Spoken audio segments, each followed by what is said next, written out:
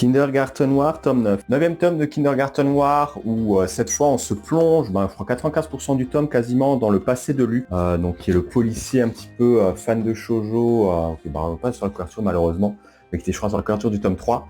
Donc policier fan de shoujo, alors c'est bien, on commence un peu à connaître un peu plus son passé lorsqu'il est dans une situation un peu critique, donc souvent plus qu'on a des flashbacks comme ça peut signifier la mort d'un personnage, mais ça n'a pas l'air d'être le cas pour moi sur la fin, donc on espère qu'il ira bien par la suite. Mais on voit un peu son passé, le moment où il était un peu policier, le respect aussi qu'il avait de ses collègues et de tout son entourage. Comment est-ce qu'il a rencontré aussi celle qu'il considère un peu comme la femme de sa vie et qui lui a un peu donné l'amour pour le shoujo. Il y a d'ailleurs une page assez sympa, enfin assez sympa, assez rigolote, qui fait aussi un peu référence au dernier tome où vraiment là, il y a une femme qui lui explique un peu son amour voilà, pour les animés de shoujo. Et Luc qui devient complètement limite gaga en mode putain mais en fait qu'est-ce qu'elle me raconte mais c'est trop bien la femme me plaît.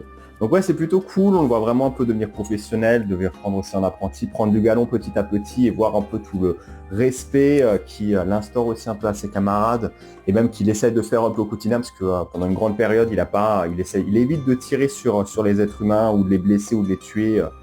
C'est pas forcément ce que ferait un héros.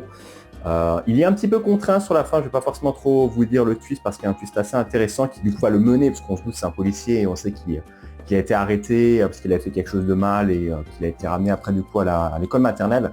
On va découvrir exactement ce que c'est. Il y a alors comment ça s'appelle le nouvel ordre mondial qui est relié un petit peu à ça. Je pensais pas qu'ils étaient déjà influents à ce moment-là.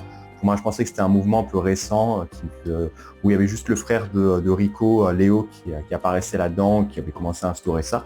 Apparemment c'est un peu plus ancien, donc on voit vraiment que les bouleversements commencent peut-être un peu à se mettre en place, que les criminels ici de la maternelle ont peut-être aussi d'autres affectations, vont peut-être gérer d'autres choses un peu dans le futur, que juste gérer la maternelle, vont peut-être s'occuper du nouvel ordre mondial, qui, j'avoue, on ne sait pas forcément encore trop leur mission en fait.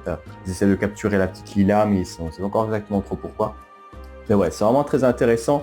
On le voit en plus devenir un peu un héros déchu quasiment sur la fin. Genre il essaie de faire le bien, mais en même temps, il est à cause de ses actes, il est ramené en prison et se venge quasiment. Est-ce que j'ai une page là qui pose un peu bien le truc? Il essaie de se venger un peu quasiment sur tous ceux qui du coup considèrent un peu comme mauvais et sur qui il doit essayer de châtier. Mais ouais, c'est vraiment un tome très intéressant qui change par rapport à ce qu'on a d'habitude sur la série. Et toi, t'en penses quoi?